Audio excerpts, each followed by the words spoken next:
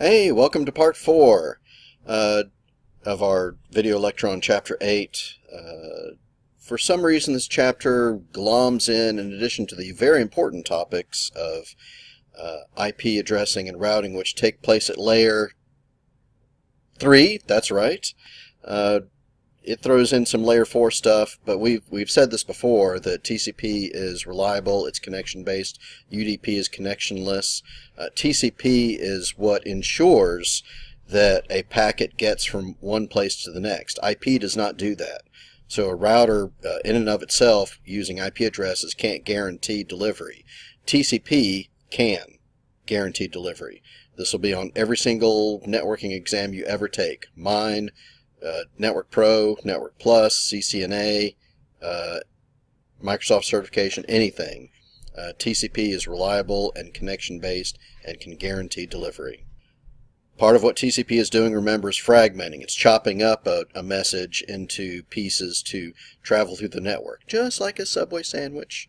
So it chops them up into segments and sends each segment in a separate packet.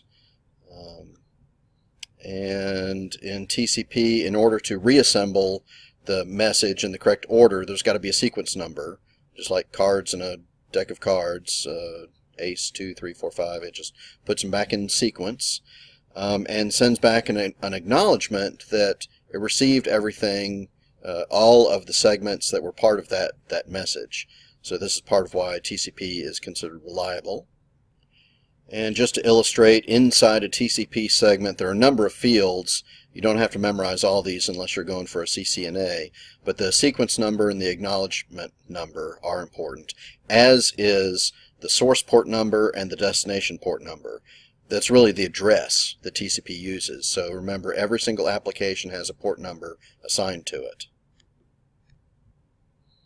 Another field are the flag fields that you saw when whether or not you knew you saw them, were seeing them. When you were using Wireshark for assignment 2, you saw the ACKs, the SYNs for synchronize, the FIN for finish.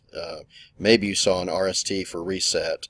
But SYNs and ACKs are flying all over the network all the time. In fact, they're frequently they're broadcasting. That's why you see them so frequently.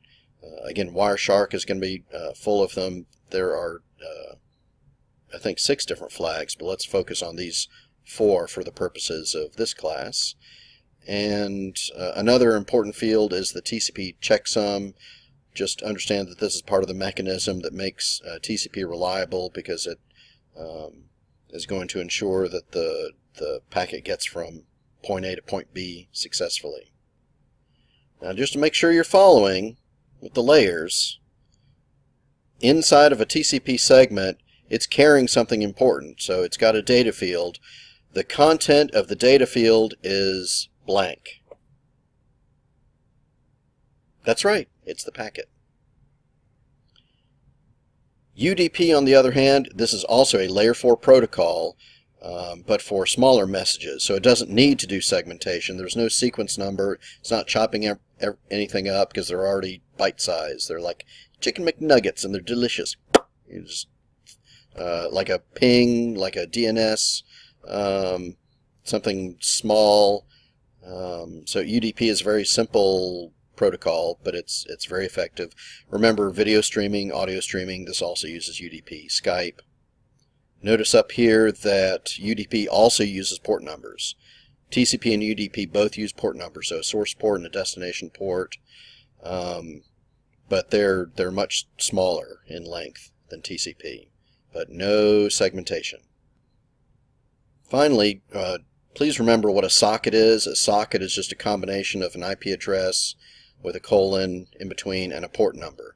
So typically you could just put this into your URL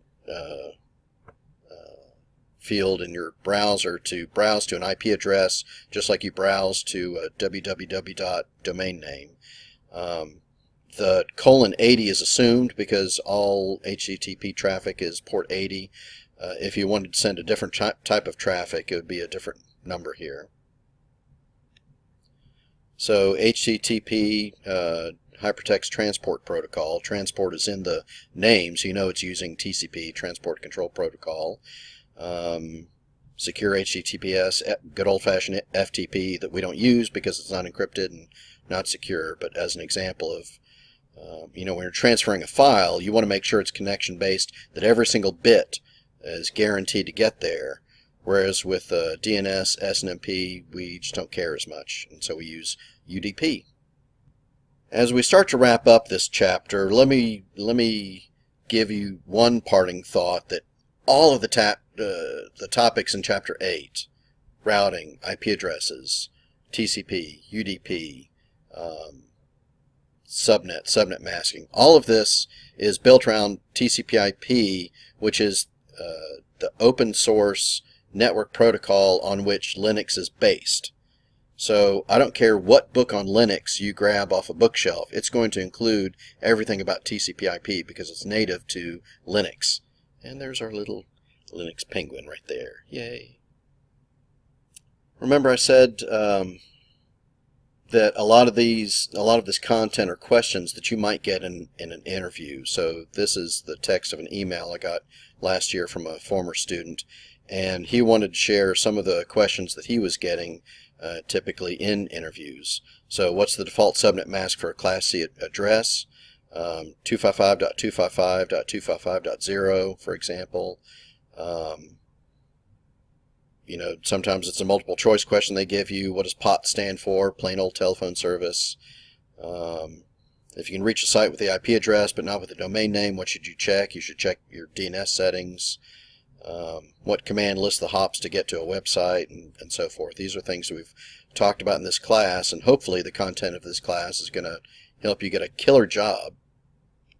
Oh yeah, I almost forgot. I was going to give you some tips on homework number 7, how to do a network diagram and manage IP addresses, since that's the topic we just finished. Notice you've got 3 files here. So there's a Word document that gives you instructions.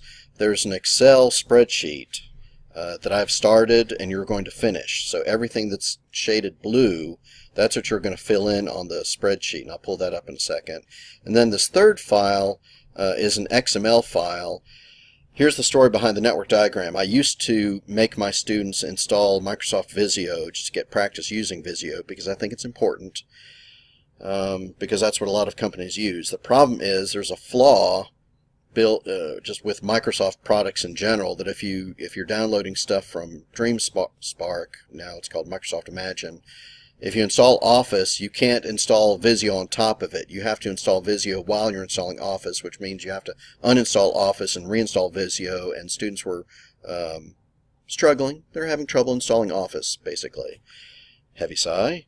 So I thought, well, to the cloud! Let's find a solution that everybody can use. It's cross-platform. I don't care what operating system you're using. I don't care what version of the operating system you're using. I don't care what browser you're using. And I don't care what version of a browser you're using. That's the benefit of a cloud-based tool. So Dr. Barber and I started switching over to using draw.io. So www.draw.io. There's no .com. Hang on. www.draw.io. There's no .com. So this is free software you use. What you're going to do is open an existing diagram. That diagram is the XML file. So you're going to click open, you're going to browse and find the XML file. And when you open the XML file within this interactive page, you'll see the diagram that I've started that you're going to label with appropriate IP addresses based on the spreadsheet. Please be warned that you can't launch an XML. I mean, hopefully you learned this in another class, but if you just try to launch an XML, you're just going to get the code. So an XML only makes sense within an application, so it has to open it up inside the document. So don't just go clicking on it. You have to right-click on it, save the file locally. Now inside the Excel spreadsheet you're filling in everything in blue here, so don't worry about these are already assigned, these are hints over here. You have to fill in an IP address, a subnet mask. Just go ahead and use dotted decimal notation. And then include whether it should be a static address or a dynamic address. So for example, hosts on the like PCs, laptops, and such, tablets, phones, can be dynamic using DHCP. Things like servers, router interfaces, access points, printers, you don't want them wandering around the network with dynamic addresses. You want to assign those statically. But you have to pick an appropriate IP address, and in order to tell whether you need a public or a private address, you have to refer to the network diagram. And just go ahead and kind of, if you need to, draw a line on there that marks what's outside the network and inside the network, and that tells you whether you need a public or a private IP address. Now the public address range has been given to you here. So in the first document with the instructions, it says your ISP has assigned you a public IP address in the 222 range with a subnet mask of /28. That means you have 28 bits to use for the network portion. So in order to figure out how many addresses you can use for your public devices, so only public devices need a public IP address. On the private side, pick the range that you think makes sense. And in order to figure this out, you need to cheat. Let me show you how to cheat. Well, we could do the math by hand. It's just binary math. It's pretty straightforward. Network engineers typically use something called a subnet calculator. So let's just Google subnet calculator. And you'll see that there are a lot of free tools out there. I usually just pick the first one that pops up. And so what happens here is you can type in an IP address and you know, the number of mask bits that belongs to the network, and then that will tell you how many subnets and how many hosts per subnet you can have, and it'll give you the range of addresses, the legal range of addresses you can use down here. That's what you care about.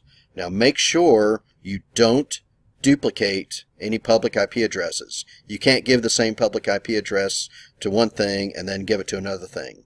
Does that make sense? And that's true on the public side and the private side. This is something else you're going to screw up on the assignment. It sounds easy, but don't duplicate IP addresses. Now the other tip, the last tip I'll give you for bearing with me and staying with me this long, is you need to pay attention to the router interface that's connected to Germany.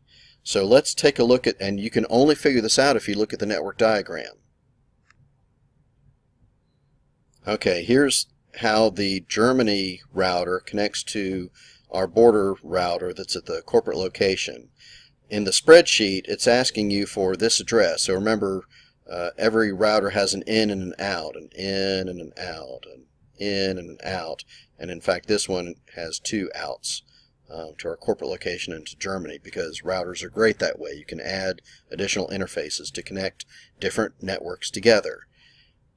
The Germany network uses the 192 address scheme because lack of foresight, business decision, who knows why they're using that. They shouldn't.